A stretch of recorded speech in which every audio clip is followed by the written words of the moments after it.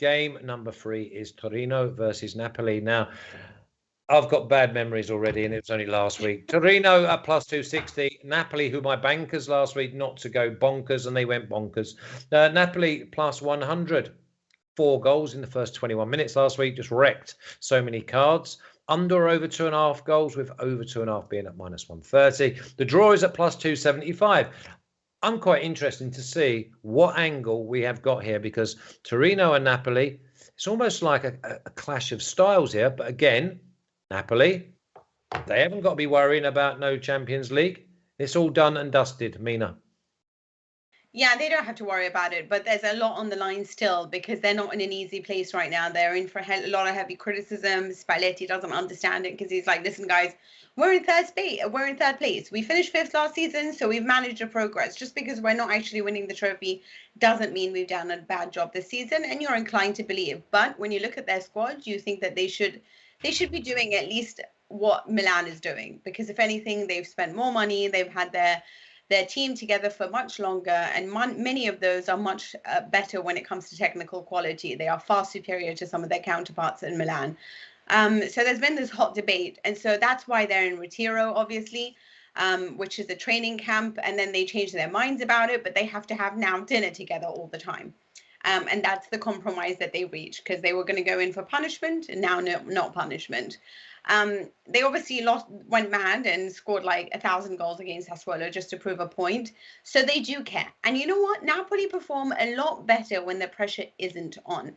Pressure is not their friend. They are the opposite of Real Madrid. Okay, so if they are facing Sheriff, they will score 10 goals. But if they're facing Chelsea, they will lose by 10.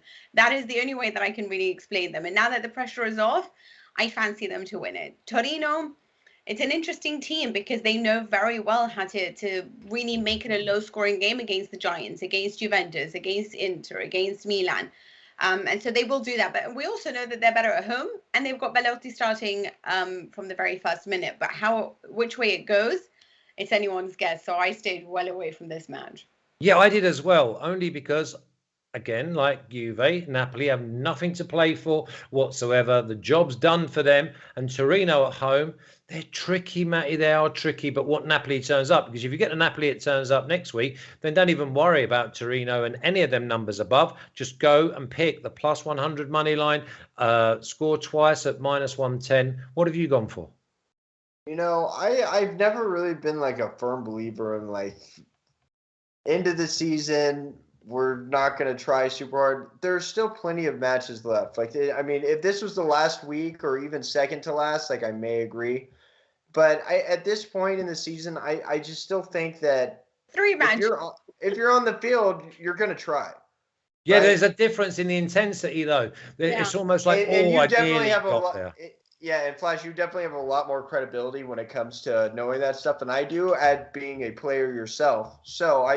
But when it comes to handicapping these games, like you see such a similar line in the Juventus game and this Napoli game, right? And if you're looking at it from this angle, basically the books are saying that Juventus have a slightly better chance to win their game than Napoli does. And I agree with that. I think Torino are in very good form right now and could catch Napoli here, especially being at home, and could draw this game.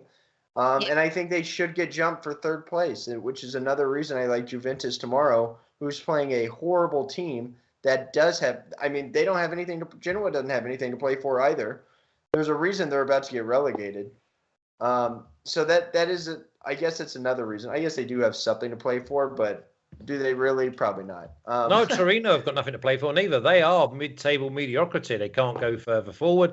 They can't go further up. Right. And that's for Belotti. He don't look right.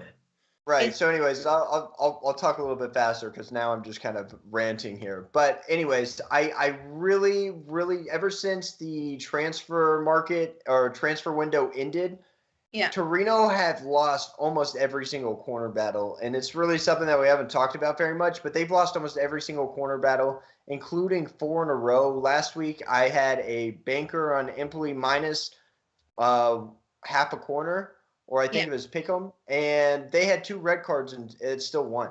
So I'm going to take the same exact thing this week, and I'm going to play Napoli minus half a corner in this game. Price?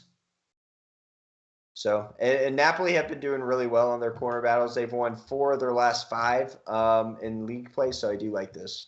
Okay, that's -120. Seems like a great price, especially with Napoli having the type of players that could hit you on the break. Let's go for game number 4, because here's another tricky little game, but you've got to be brave.